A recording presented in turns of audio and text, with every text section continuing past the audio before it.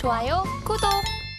시장과 관련해서는 지금 또 전문가분들 역시도 올해에 대해서 좀 다양한 좀 엇갈린 전망을 내놓고 있거든요. 천명 마스터님은 시장 어떻게 보고 계시는지, 어떤 이슈에 주목하고 계신지 궁금합니다. 그렇죠. 뭐 지금 앵커님 말씀하신 대로 갈피를 너무 못 잡아요. 네. 일반 이제 전문가들도 이제 전문 트레이더들도 지금 방향성을 못 잡는 상황에서 네. 일반 투자자들은 더 뭐 정신이 없죠. 네, 참 어렵습니다. 그래서 왜 갈피를 못 잡아? 어떤 원인 때문에? 네. 그럼 갈피 못 잡는데 우리가 투자를 또 안 할 수는 없잖아요. 그렇죠. 그럼 갈피를 왜 못 잡는지 원인을 한번 찾아보고, 예. 자, 그 답을 우리가 한번 얻어보는 네. 그런 시간을 한번 갖도록 해보겠습니다. 네, 부탁드리겠습니다. 자, 일단은 그렇습니다. 제가 저번 달 12월이죠. 산타레리는 없다고 내가 분명히 말씀을 드렸습니다. 그죠? 네. 정확히 맞았고요. 자, 기본적으로 이제 이 경제적인 어떤 히스토리를 역사적으로 따져보면, 자, 산타랠리가 없는 그 다음 연도 1월은 역시 랠리가 없어 왔어요. 통계적으로 봤을 때. 근데 이제 한국 시장을 먼저 이제 말씀을 드리면, 자, 한국 시장 거의 2주 연속 지금 랠리가 계속 지금 이어지고 있죠. 그리고 또 이제 미국 증시 그에 반해서 지금 저번 주에 랠리가 계속 이어지고 있는 상황들. 그죠? 참 희한한 거죠. 그죠? 작년부터 계속 경기 침체가 1월 달부터 본격적으로 찾아오겠다는 얘기를 여기저기서 계속 얘기를 하고 있는 상황인데도 전혀 시장은 반대로 가고 있다라는 거예요. 그 원인이 뭐냐 이거죠. 그 원인을 저는 여기 CPI에서 그 답을 먼저 찾아보고 싶어요. CPI에서.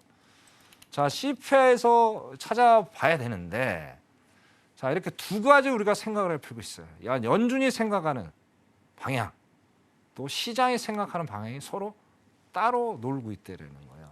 자, 우선 시장은 어떤 걸 보고 있냐 이거죠. CPI에 대해서. 자, 시장은 전체적인 그림에서 봤을 때 일단 내려가고 있지 않느냐. 지속적으로. 10월 달부터.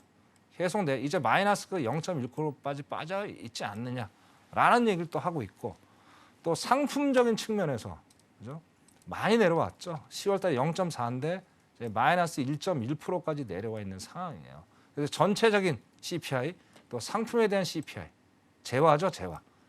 이렇게 내려가고 있는데 왜 이게 인플레이션이 꺾이지 않다고 연준은 얘기를 하느냐? 강하게 어필을 하는 거예요. 자, 그럼 연준은 또 어떻습니까? 너네 시장의 판단 완전히 틀렸어. 그거 아니야. 라고 또 맞불 작전을 놓고 있는 거예요. 왜? 바라보는 시각이 또 달라요. 그죠?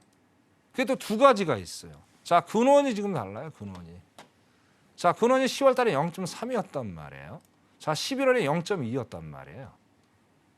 근데 다시 0.3으로 올라왔어요. 근소한 차이로 올라왔지만 다시 상승하고 있다라는 게 인플레이션 아직 진정이 안 닿았다고 연준은 판단을 하는 겁니다. 그죠? 자, 그다음에 서비스가 더 중요해요. 서비스. 자, 서비스가 어떻습니까? 자, 10월 달에 0.4죠. 0.4였다가 11월에 조금 내려왔어요. 그러니까 다시 0.6. 10월 달보다 더 올라가고 있다라는 거예요. 자, 이 원인이 뭐겠습니까, 지금? 여전히 타이트한 노동력 시장이죠. 자, 저번 주에 분명히 실업률이 3.5%가 나왔어요. 반세기 만에. 최저치죠, 최저치. 자, 그럼에도 불구하고 시장의 트레이더들은 어떻습니까? 시장에 손을 들어주면서 상승의 랠리를 만들어냈다라는 거예요. 자, 여기서 상당히 이제 일반 투자자는 고민스러운 거예요. 그죠? 자, 여기서 또 마지막으로 말씀드리고 싶은 게, 시장은 또 이렇게 생각합니다. 연준은 오래된 데이터를 지금 사용을 하고 있다는 얘기를 또 하는 거예요. 자, 이게 무슨 얘기냐? 자, 기본적으로 우리가 1월 달이잖아요. 그럼 전달 12월에 대한 CPI를 우리가 지금 분석 한 달 지나서 보는 거잖아요. 근데 시장은 어때? 리얼하게 지금 상황이 움직이고 있다. 리얼한 데이터를 봐야지. 왜 한 달 지난 데이터를 지금 와서 얘기를 하느냐? 그 얘기를 지금 하고 던지고 있는 거예요. 물론 일리 있는 얘기죠. 일리 있는 얘기죠. 그렇죠? 자, 근데 이게 모르겠어요. 이게 한 달 갖고 과연 인플레이션이 꺾었다고 볼 수가 있을까요? 아니라는 얘기예요. 그죠? 이제 전체적인 그림, 뭐 지금 전체 재화, 근원, 서비스까지 전체를 통틀어서 내려왔다. 그러면 어떻게 돼요? 인플레는 확실히 꺾인 게 맞죠. 근데 반은 꺾이고 반은 안 꺾였잖아요. 그죠? 자, 이런 가운데서 어떻게 지금 전체적으로 봤을 때 제 개인적인 생각은 그렇습니다. 이건 아직도 인플레이션이 꺾이지 않았다. 저는 판단하는 거예요. 근데 시장은 어떻습니까? 자꾸 좋은 생각만을 자꾸 품어주는 거예요. 그러다 보니 그로 인해서 어떻습니까? 개인 투자자들은 상당한 혼란에 지금 빠져 있다라고 생각을 하는 거예요. 자, 그 의도가 뭔지는 상당히 좀 의문점을 여기서 많이 좀 대두가 될 수가 있어요. 그 의도가 시장이 원하는 의도가 뭐냐라는 거죠. 거기서 우리 고민을 좀 해봐야 되겠다. 자, 그 의도는 저는 이제 제가 분명히 알고 있는데 방송에서는 제가 자세하게 말씀을 못 드리고 나중에 노란톡에 들어오시면 거기 그 의도가 뭔지를 정확히 제가 말씀을 편하게 그렇게 드리는 시간을 좀 갖도록 하겠습니다. 그래서 이런 생각들 첫 번째 CPI를 다르게 보는 것 때문에 시장이 좀 혼돈스럽게 움직이고 있다. 그렇게 일단 말씀을 좀 드릴 수 있을 것 같아요. 자, 두 번째를 한번 보겠습니다. 자, 두 번째는 이제 이 기대 인플레이션이 관점이 서로 또 달라. 이게 또 문제예요. 이게 또. 자, 이것 때문에 시장이 또 혼란스럽게 되죠. 자, 왼쪽에 지금 차트를 보시면 왼쪽에 1년짜리 기대 인플레이션 5년 두 번째가 이제 5년 기대 인플레이션이에요. 자, 첫 번째 1년치는 누가 보고 있냐? 시장이 바라보는 인플레이션이에요. 기대 인플레이션이에요. 자, 오른쪽은 뭡니까? 연준이 바라보는 기대 인플레이션이에요. 자, 시장이 바라봤을 때는 12월에 4.4였어요. 4. 확연히 많이 떨어졌죠. 그죠? 자, 이것만 봤을 때는 확실히 기대 인플레가 꺾인 게 맞습니다. 근데 연준이 이걸 안 본다는 거예요. 5년치를 본다는 거 5년치. 자, 5년치 어떻습니까? 다시 3으로 올라왔죠. 미세하지만. 그죠?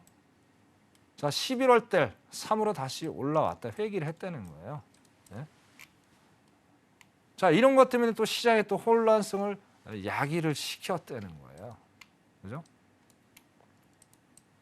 자, 그러면 과연 우리는 이런 혼재된 시장 속에서 누구를 기준을 삼아서 투자 전략을 짜야 될 것이냐에 대한 이제 어떤 의문점에 쌓이게 됩니다. 의문이 쌓이게 됩니다. 자, 그 의문은 저는 이렇게 보시면 될 것 같아요. 자, 물가를 잡는 주체자는 누굽니까? 연준이죠. 그러니까 연준의 어떤 생각들을 단기적인 어떤 랠리 있을지언정 장기적인 그림으로 봤을 때는 연준의 어떤 정책을 따라가면서 거기에다 투자 전략을 짜 나가야 되겠다라고 저는 말씀을 좀 드리고 싶어요. 자, 이게 또 이제 CPI가 매달 또 발표가 될 겁니다. 뭐 이제 인플레이션 관련된 지표들이 그죠? 자, 그때는 또 이런 상황들이 계속 연출이 될 가능성이 상당히 높아요. 작년에도 그랬고 올해도 여전히 그 현상이 나타나고 있어요. 그죠? 자, 여러 가지 이제 볼 것들이 많지만 그래도 우리가 데이터를 보면서 파월이 얘기한 것처럼 데이터를 보면서 우리가 이제 확인을 해야 되잖아요. 자, 그 데이터를 어떤 걸 보면서 확인을 해야 될까라는 우리가 이제 알고 싶은 것들이 있겠죠. 자, 그 답을 제가 오늘 말씀을 좀 드리겠습니다. 자, 이제 미국의 연방은행이 12개가 있죠. 그중에 애틀랜타라는 연방은행이 있는데 여기서 이제 발표되는 지수들이 상당히 많아요. 매달 발표되는 게 있는데 뭐 GDP 나오라는 것도 있고 뭐 여러 가지가 있어요. 근데 이제 애틀랜타가 이렇게 이제 지수 자체가 신뢰가 높아지게 된 원인은 뭐냐면 자, 작년 7월에 이제 경기 침체에 대한 예견을 미리 했어요. 애틀랜타에서. 자, 그러면서 GDP 나오라는 거를 이제 발표를 하면서 작년 2분기죠. 2분기 된 GDP에 대한 실적을 GDP에 어떤 지표를 발표를 했어요. 근데 상당히 신뢰도가 높게 나왔어요. 높게 나오다 보니까 여러 기관들이 애틀랜타의 어떤 자료들을 상당히 참고로 지금 많이 하면서 사용을 지금 하고 있는 상황입니다. 그래서 그 이제 여러 가지 이제 지표들 있지만 그래도 이제 이 CPI라는 게 있어요. 그 스티키 CPI라는 게 있는데 요걸 보면서 어떤 시장의 방향을 아까 연준이 생각하는 거 CPI 보지 마시고 요걸 보시고 시장의 방향을 좀 우리가 알 수 있겠다라고 좀 말씀을 드리고 싶어요. 그래서 스티키 프라이스 이제 CPI라는 건데 자, 요걸 한번 보실 필요가 있어요. 위에가 있고 아래가 있어요. 자, 요거는 이제 보시는 방법이 이제 뭐 생소하시니까 모르시는데 요것도 노란톡 들어오십시오. 노란톡 들어오시면 어디 사이트에 들어가서 어떻게 접속을 해서 보게 되는지를 제가 설명을 드릴게요. 그래서 오늘은 일단 사이트에 들어왔다 가정을 하고 자 어떤 거면 우리가 유심하게 봐야 되겠다라는 것만 제가 상세하게 또 간단하게 설명을 좀 드리겠습니다. 자 위에가 이제 스티키 프라이스 CP예요. 스티키의 경직성, 뭐 끈끈한 뭐 그런 내용인데 자 스티키 프라이스 CPR 보시면 자 이제 기본적으로 이제 가장 높았던 데가 1980년대죠. 이때 2차 석유 파동 시대. 자 이때까지 이제 계속 이제 하향 곡선을 긋다가 거의 이제 그 40년 가까이 그죠. 인플레이션이 없었잖아요. 이때만 해도 어떤 이제 그러다 보니까 어떻게 그 CPI 자체가 계속 2%대에서 놀았단 말이에요. 그러다 갑자기 저 2022년이 되면서 계속 우상향을 하고 있어요. 자 이게 시장이 바라보는 거하고 완전히 다른 거예요. 이 꺾여야 되는 거예요. 꺾이지 않고 있잖아요. 우리 시장님 보시다시피 이 꺾이지 않았기 때문에 어떻게 했습니까? 이것만 봐도 그죠? 인플레이션이 꺾인 게 아닙니다. 이것만 보시면 돼요. 결국에 이게 꺾였다는 건 어떻게 인플레이션이 드디어 시장의 생각대로 하향 곡선을 긋고 있다나 그렇게 해석을 하시면 될 것 같아요. 근데 여전히 지금 꺾여 있지 않다라는 거를 확인해 보실 수가 있다라는 거예요. 그죠? 자, 그리고 이제 두 번째는 그러니까 미국의 모든 도시들의 소비자 물가 지수를 보여주는 또 표예요, 표. 자, 1960년대부터 계속 우상향을 해서 올라가고 있어요. 자, 계속 물가가 상승을 하고 있다라는 거예요. 그죠? 이것도 꺾여줘야 되는 거예요. 꺾이지 않고 있잖아요. 자, 이런 정확한 신뢰도가 있는 데이터를 봤을 때 안 꺾이고 있잖아요. 그죠? 그럼 결국엔 뭡니까? 애틀랜타도 연준이라고 봐야 되잖아요. 그럼 연준의 생각이 맞는 거죠. 그죠? 시청자 여러분, 그죠? 그러니까 연준의 생각대로 가십시오. 요거 보시면서 매달 이렇게 업데이트가 되는 거니까 CPI가 발표될 때 이걸 또 같이 보시면 투자의 어떤 혼선을 안 가져가면서 현명하게 투자를 할 수 있겠다. 그렇게 일단은 말씀을 좀 드리고 싶습니다.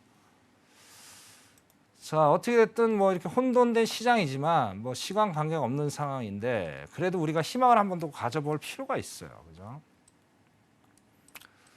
뭐 나쁜 소식도 있지만 좋은 소식도 있다는 가정하에 놓고 봤을 때 그거를 좀 이제 첫 번째로 말씀드리고 싶은 게 이제 빅테크 기업들에 대한 얘기를 좀 말씀 좀 드려야 될 것 같아요.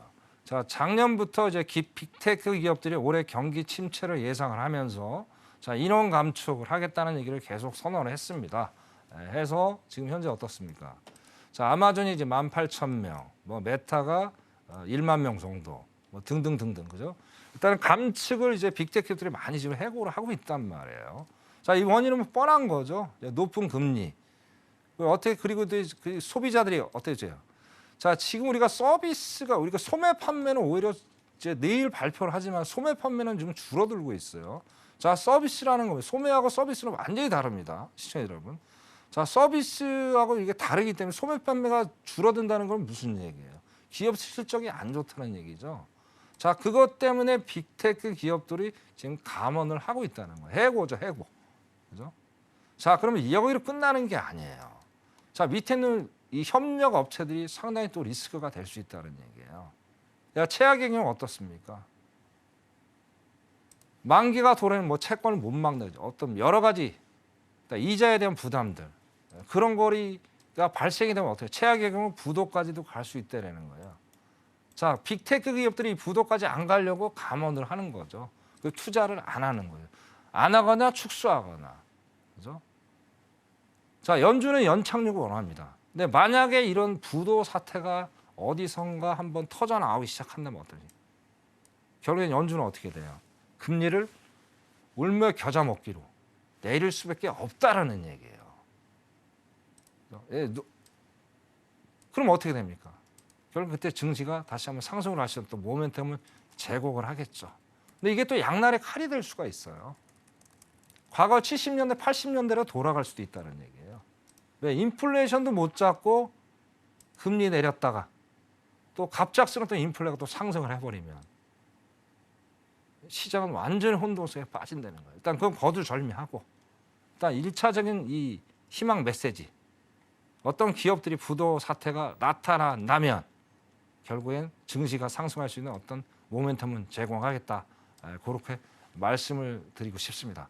자, 위에 여러 가지가 있는데요. 시간 관계상 자세하게 제가 말씀을 못 드리고 나중에 노란톡 들어오시면 자세하게 또 설명을 드리는 그런 시간을 갖도록 하겠습니다. 자, 오늘은 여기까지 하겠습니다. 이상입니다. 좋아요, 구독.